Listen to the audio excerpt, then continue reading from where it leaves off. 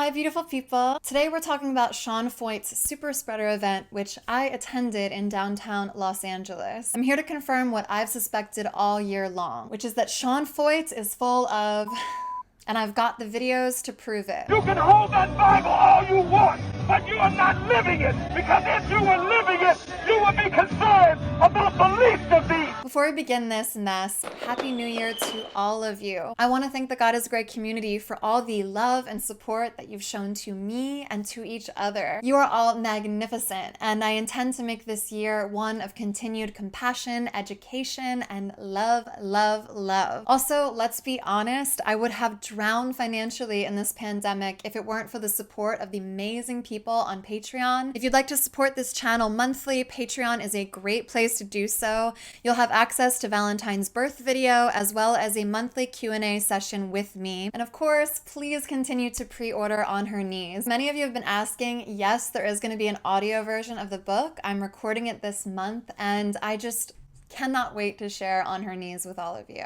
Now, I don't express this to you all a lot, but I have been on quite the inward journey this year. Something I've really had to reckon with as this channel grows and expands is finding the balance between taking to task really bad, hurtful theology while still simultaneously showing love and compassion to those that are espousing that terrible theology that I hate so much. Any of you on this journey with me, I'm sure you know that this is not an easy balance to strike. And for loving people through 2020, Sean Feucht has been one of my greatest challenges. I don't know who Sean is IRL, but we watched him spend this year getting more successful, more wealthy, and creating more division by hosting super spreader events nationwide, which all culminated in my city, Los Angeles. So I've been up in arms about this kid all year long. And when I heard he was coming to downtown Skid Row, where our homeless population resides, during a COVID surge in LA, I wanted to go and see the event for myself, because I know from many firsthand accounts that while Sean bragged online about the success of his event at George Floyd's memorial, that the community itself wanted him to go away. So I'm going to give you an account of Sean's fake narrative about his time in LA versus the reality of what it's like to be at one of these super spreader events. From reading about Sean all year, I was continually baffled by how he was doing these events with no permits and in cities that didn't want him there. According to Religion and Politics, Feucht considered his concerts, quote, worship protests, and that he'd organized concerts in 52 cities, purposefully targeting places where protests for racial injustice have been held, which is exactly why so many of us are leaving evangelicalism in droves. This guy right here, his message is that people like him are being persecuted because they're not allowed to hold church services, but that Black Lives Matter was able to protest the murders of American citizens, and that itself is an injustice against Sean and his people. His followers think they're suffering injustice because they're supposed to shelter in place, but look, planes are packed. As a quick aside, looking to for-profit airlines as your barometer of what's right and wrong during Corona is setting a very low bar. And to show just one example of Sean's utter disregard for what real injustice looks like, he reposted this for real on his Instagram. Quote, if we can gather to honor the life of a drug addict, hashtag George Floyd,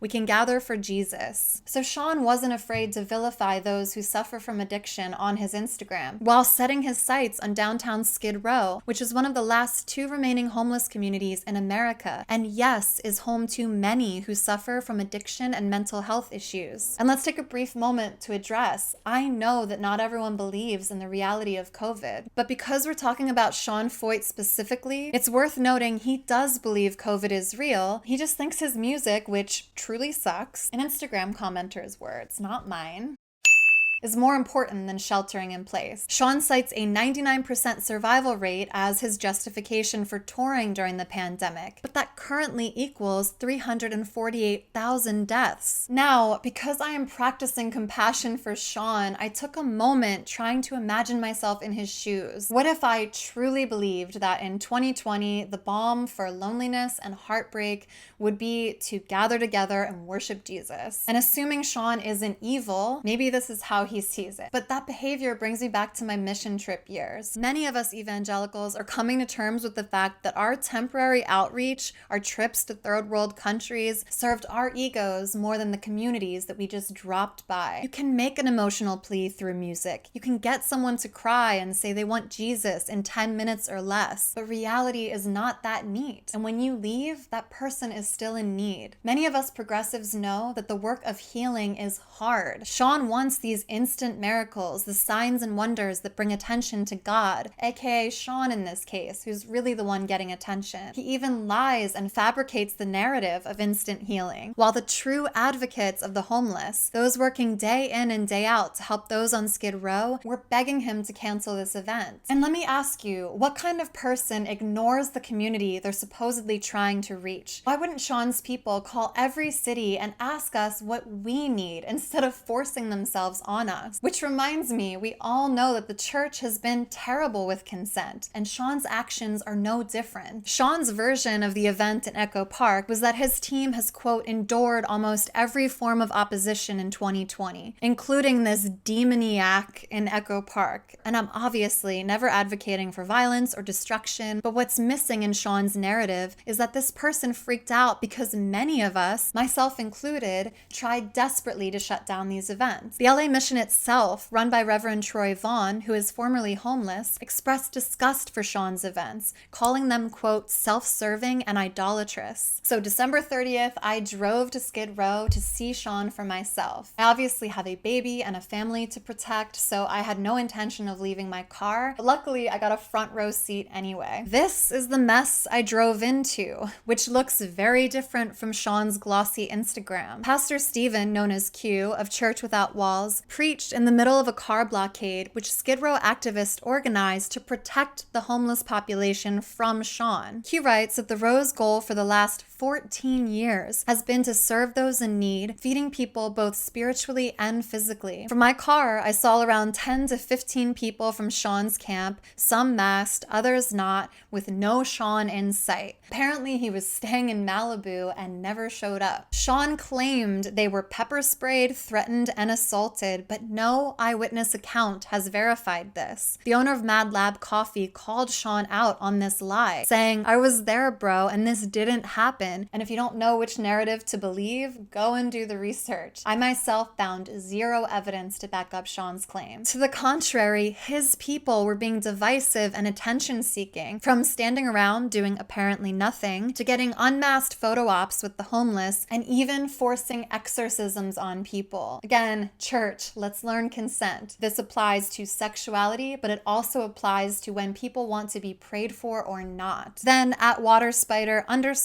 Twitter, captured this woman stomping on a mask. Molly Shannon, what happened to you in 2020? I'll tell you.